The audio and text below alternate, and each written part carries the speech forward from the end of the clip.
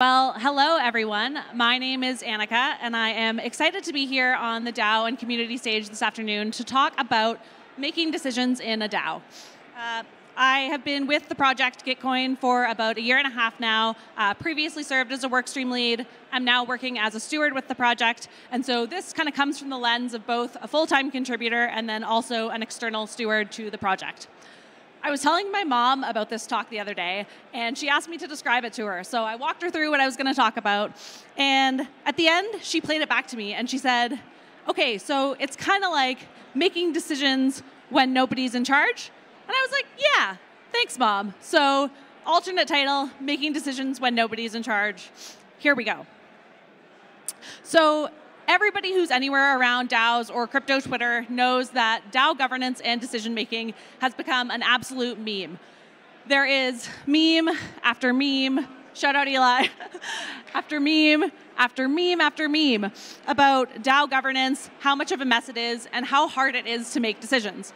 Also, I think like 90% of these memes are Kevin Owaki's, so shout out to Kevin Owaki for his great meme game on DAO governance. So we all know it's really hard, it's a challenging topic, and so we're going to talk today about DAO governance, specifically in a Gitcoin context. So there's three parts to this talk. First, I'll tell you a little bit about Gitcoin, just for anyone who's unfamiliar with Gitcoin. Then I'll talk about how Gitcoin is governed, so what the governance system is like, how they make decisions in theory, and then I'll talk about 3 lessons learned using practical examples from the Gitcoin DAO in the past year. So Gitcoin, if you are unfamiliar with Gitcoin, is the preeminent funder of public goods within the Ethereum ecosystem. Gitcoin and all of its programs, including the grants program, have distributed over $50 million to early stage projects in the Ethereum ecosystem and beyond. In addition to the Gitcoin Grants program, Gitcoin is the creator of the Allo protocol and the newly launched Grant Stack, which was just launched yesterday here at ETH Denver. So if you're a builder building a community, building a grants program, and you want some software to help you do that, definitely check out Gitcoin's Grant Stack and the Allo protocol. The Allo protocol is here to help you fund what matters. So if you're trying to fund early stage projects, Gitcoin is the place to be. And finally, if you're interested in learning more about the history of Gitcoin and the DAO and how all of it came together, I definitely recommend you check out Kevin Owaki's governance post that runs through a whole brief history of Gitcoin over the last 5 years and how the DAO came to be where it is today. When I talk to people about Gitcoin and people are in the ecosystem generally, they often say, like, wow, Gitcoin is so at the forefront in terms of DAOs, and there's so much scale there as well as decision-making process. And so Gitcoin, along with ENS, Optimism, many of our other friends, definitely is pretty far along in terms of DAO governance and decision-making. But how I see it is we're just at like the earliest of early days. So even though Gitcoin has a number of processes, there's still so much for Gitcoin to learn, along with all of the other DAOs that are leading at the forefront. So we are just really in day one of this space, and this is just the very early days of DAO decision-making. Now I'll talk for just a few minutes on how Gitcoin is governed. I always wish that there were more talks like this from other projects, just so that we could see a flyby of how decisions are made. And so I'll just spend a few minutes talking about how Gitcoin's governance system works, who the important parties are, and how decisions are made at the DAO before diving into some tactical examples. So in a nutshell, Gitcoin has sort of 2 pillars to its governance. There's the external side of things, and then the internal side of things. And so on the external side of things, Gitcoin has a governance token called GTC, which is a 1 token, 1 vote governance decision-making system. And so all of the GTC holders have a say in decisions that are made at the DAO and can vote. So anyone who has GTC in their wallet or has GTC delegated to them can actually make decisions into how the DAO is being run. A subset of GTC holders have signed on to be stewards for the DAO. So that's folks that have raised their hand and said, hey, I actually really want to commit some time to this project. I want to be involved in a more dedicated capacity and really engage with governance and decision-making beyond just being a token holder. So the stewards have a monthly call. They're more active. They spend a lot of time with the project and help provide kind of counsel and oversight. And then even beyond the stewards, a subset of that group is what's called the Steward Council. So that's a group of 10 to 15 people who are elected by the DAO every 6 months and who end up acting almost like a board of directors, but the very, very loose analogy in terms of providing more dedicated, hands-on strategic oversight. So the Stewards Council has calls every couple weeks. They spend a lot of time with the leaders in the DAO, helping with governance and decision-making, and that's kind of like the most dedicated external body to the DAO. Moving on to the internal side of things, so Gitcoin is currently structured in a workstream structure. So Gitcoin has, I think it's currently 5 work streams, public goods funding, marketing, fraud, et cetera. And each of those work streams is a standalone unit within the DAO. So those work streams every quarter request their budget and then are able to operate on their own.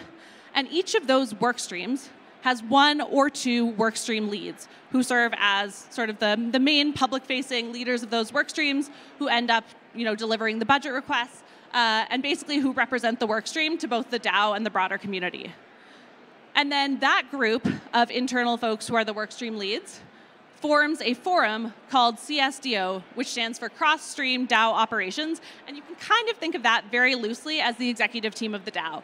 So CSDO is where some of the smaller decisions get made that don't necessarily go to the external stewards. And CSDO really kind of drives the DAO week over week and makes sure that work gets done collectively across work streams. So that's the brief overview into kind of Gitcoin's governance structure and how it is structured today. You can definitely go to the forums and check out more, but that should give you enough context for the rest of the talk. And now we'll move on to a few lessons that I've learned, that we've learned, those of us who've been around Gitcoin for the past year have really experienced hands-on, and that I will be taking with me into future DAOs and future governance models that I think are really important when we think about decentralized governance and where all of this is going. So the first and foremost lesson that I have learned time and time again is to be really explicit on governance surface area. So what I mean by that is being very, very clear about what is governed by a specific process versus what decisions are made through other mechanisms. And I have one very memorable example of this from this past year where this is an example because I didn't have a good Gitcoin screenshot, but you know how on like many websites there will be a sort by feature, so you can sort by recommended, sort by price, what have you. At Gitcoin, we had a sort by within our grants program that would show you how all of the grants are ranked, and you could see all of the grants in order from the grants program. And this is the user interface. So basically what happened was we made a small product change that actually slightly tweaked how the grants were showing up on the UI. And one of the very engaged community stewards noticed this and posted on Twitter about the fact that this change had been made. The product team mentioned that, yes, the change had been made. And the steward asked, wait, why didn't this go through governance? Shouldn't this have been part of the process where the community makes a decision? And it sparked this really interesting debate around what is the governance surface area, what types of small decisions should be going through governance, which ones shouldn't. And so this, to me, was a really good learning of how if you aren't totally clear up front on what the exact surface area is, there can be some tension and lack of clarity on how decisions are made. Of course, it doesn't make sense for everything to go through a long governance process. And to me, this was just a really interesting illustration of somewhere that we were able to clarify this and make a change in terms of governance and how it's done. To that end, this moves quite nicely into the next lesson that I have learned, which is don't let over-governance bite you in the ass. And this is an overview of the Gitcoin governance process. Shout out Kyle in the back who wrote this. And I'll use the previous example from that small product change to illustrate how overgovernance might be a challenge in a DAO. And so in the Gitcoin governance process with the GTC token voting, the proposals need to be on the governance forum for at least 5 days, and then on Snapshot for a vote, also for 5 days. And so if you've got your 5 days on the governance forum, and then your 5 days on Snapshot, then you're looking at a 10-day decision-making cycle in addition to all the time that, say, these engineers had spent working on that product feature. And so this process is great for big, meaty decisions where there needs to be a lot of debate, dialogue, and discussion, but maybe it doesn't make sense for smaller decisions where it could be a form of over-governance. And Chase Chapman, who is the absolute queen of DAOs, who I respect very much, had an awesome tweet about this, around how we talk about centralization risk, but not about decentralization risk. And when we're making small decisions, with way too many people, and we're inflexible to respond in a changing environment. And especially when you're building software, that can really unnecessarily stifle innovation. And so all of this goes back to the point around governance surface area, clarifying that, and being really clear about where you delegate decision-making to expert teams versus where you have actually a full-on community process. And the third and final lesson that I'll share for today, and this is kind of a feel-good one, is iterate, iterate, iterate. So we have learned so much from a governance standpoint by testing, changing, and I think that is what we all in Web3 need to be doing as we explore these early days, years of governance. And so I'll share a few successes that I've seen at Gitcoin in terms of how Gitcoin has iterated on governance in the past couple years. The first is the evolution of Stewards Governance. So I mentioned earlier the community stewards, similar to delegates and other DAOs, and their role. And Gitcoin has done a really good job changing that process over the last couple years since this has been in effect. So Scott, one of the founders of Gitcoin, launched the Stewards Governance process almost 2 years ago now. Then the Steward Council was implemented about a year ago. Now they're on V2 of the Steward Council, and there's just a constant desire to iterate, and to iterate with the stewards to decide how we should be changing governance. And I just think that's really admirable and leads to great outcomes in terms of innovating and experimenting and changing as things need to be changed. The second one I'll call out is the introduction of that CSDO forum that I talked about earlier. So when the DAO was fully implemented, there was not really a clear way for workstream leads to collaborate and a consistent cadence for them to really coordinate together.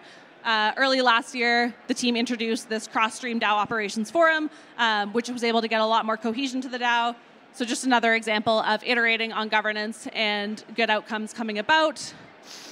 And finally, some of you may have seen before, Gitcoin has steward report cards. And so this came from the problem statement of people can delegate and not necessarily know if their steward is actually doing the work in the DAO, posting on the forums, and engaging.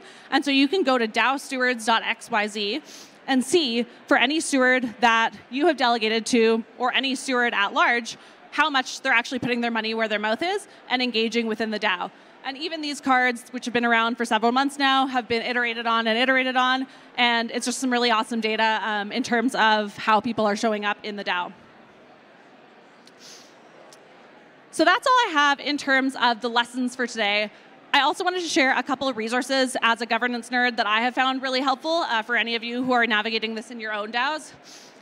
The first is Linda Shih, who is a fellow Gitcoin steward, has an awesome post where she went through several different DAOs and talked about their governance models and posted it publicly. So definitely recommend checking out that write-up.